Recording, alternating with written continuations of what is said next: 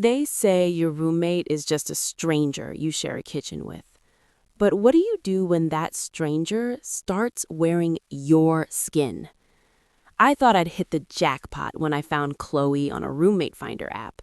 You know how it is in a city like Chicago, rent is a monster that eats your entire paycheck.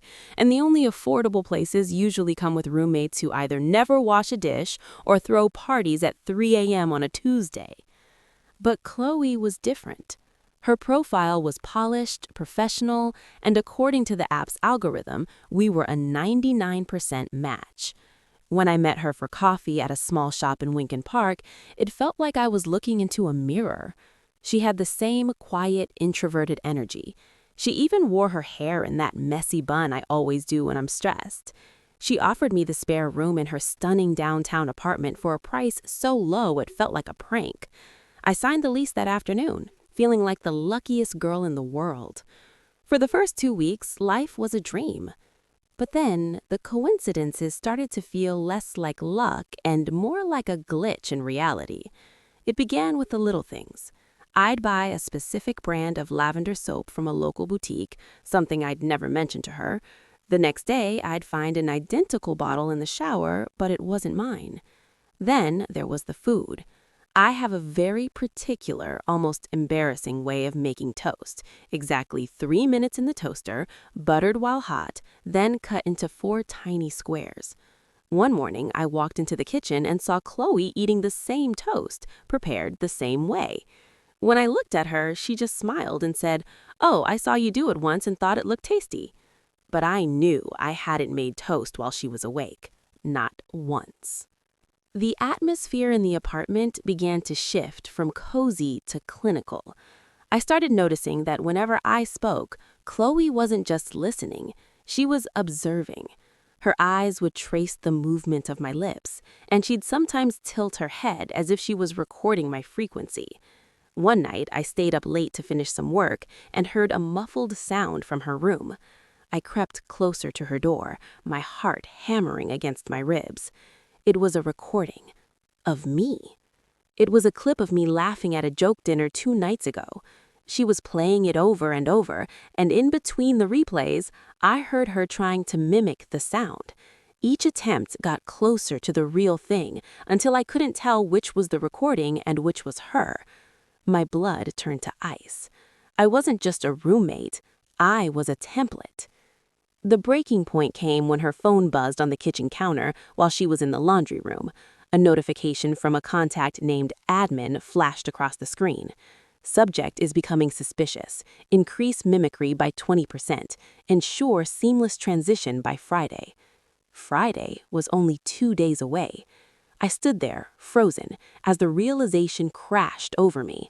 I wasn't living in an apartment. I was in a training facility. And I was the one being replaced.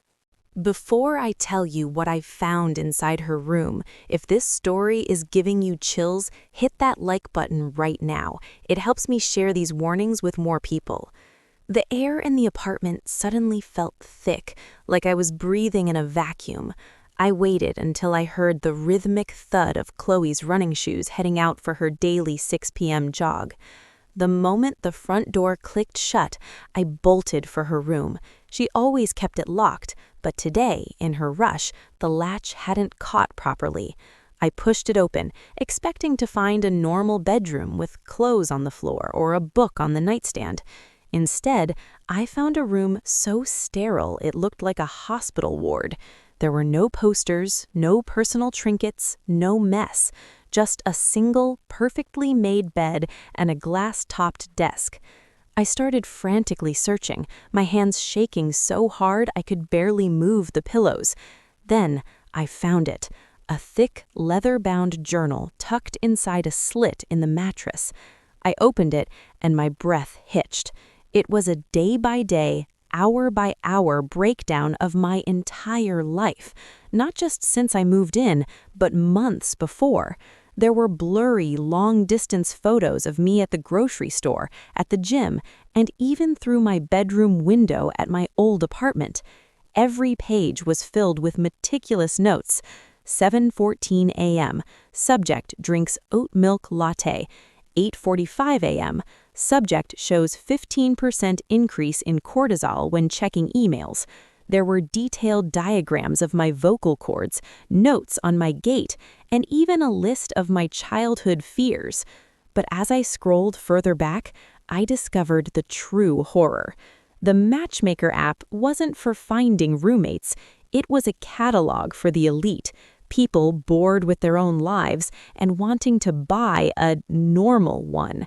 They'd pick a subject, like me, and hire a professional mimic to study them until the replacement was perfect.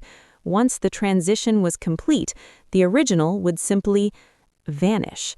My heart stopped when I saw the checklist for coming Friday. 1. Final vocal synchronization 99.8%. 2. Physical gait adjustment complete. 3. Disposal of original scheduled for 2 a.m. I realized then that admin wasn't just a person, it was an AI-driven corporation that traded in human identities. I looked at the photos again. Chloe had been following me for 6 months before we randomly matched on the app. Every conversation we'd had, every secret I'd shared was just data for her to digest. I heard the elevator down the hall. Chloe was back. I scrambled to put the journal back, my panic making me clumsy. I barely made it to the kitchen and grabbed a glass of water before she walked in. She looked at me, her face flushed from her run, but her eyes were cold and vacant. She smiled, that perfect, practiced smile, my smile, and said, "You look stressed, Maya. Maybe you should take a long, long nap. I'll take care of everything from now on." That night, I didn't sleep.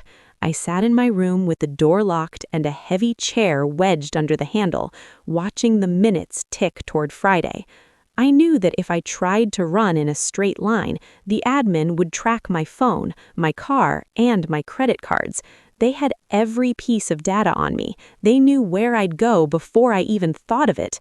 To survive, I had to become someone even Chloe's programming couldn't predict. I had to become noise in their system. At 3 a.m., the apartment lights flickered and went out. I heard the soft click of my bedroom door handle being turned. Then came the scratching sound. Chloe was trying to pick the lock. I didn't scream. I didn't pack a bag. Instead, I did the only thing that wasn't in my profile. I grabbed a pair of kitchen scissors I'd hidden under my bed and hacked my long, carefully styled hair into a jagged, uneven mess. I put on an old, oversized hoodie from an ex-boyfriend, something I had never worn in public. Then I opened the door myself. Chloe was standing there, holding a syringe. She looked confused for the first time since I met her, her head tilted, her admin feed likely screaming with errors because I no longer looked like the subject she had studied. I didn't plead for my life. Instead, I started laughing, a loud, chaotic, unhinged laugh that was nothing like the soft giggle she had practiced.